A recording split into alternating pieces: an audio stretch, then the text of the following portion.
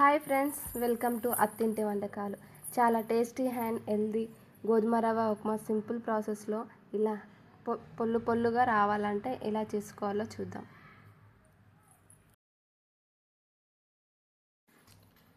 ముందుగా ఒక కడాయిలోకి గ్లాసున్నర గోధుమ రవ్వ వేసుకొని లో ఫ్లేమ్లో ఇలా వైట్ కలర్లోకి మారేలా వేయించుకుందాం.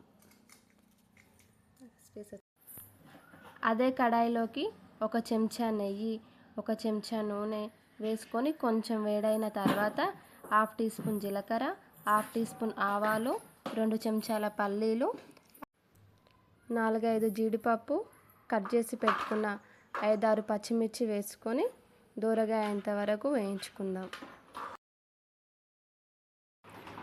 ఒక ఉల్లిపాయ, ఒక టమాటా, 2 రెమ్మల కరివేపాకు వేసుకొని లో ఫ్లేమ్లో 3-4 నిమిషాలు దూరగా అయ్యేంత వరకు వేయించుకుందాం. 2-3 నిమిషాలు మూత పెట్టుకొని ఓపెన్ చేస్తే ఇలా దూరగా అవుతుంది.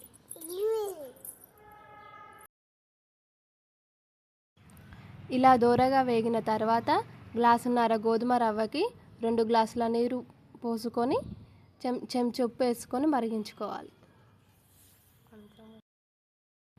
4-5 నిమిషాలు హై ఫ్లేమ్లో మరగనిద్దాం.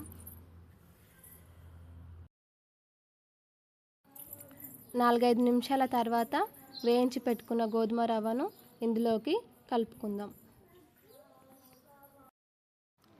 4-5 నిమిషాలు లో ఫ్లేమ్లో మధ్య మధ్యలో కలుపుకుంటూ ఉంటే ఎంతో రుచికరమైన గోధుమ రవ్వ పొడిగా రుచికరంగా రెడీ అయిపోతుంది.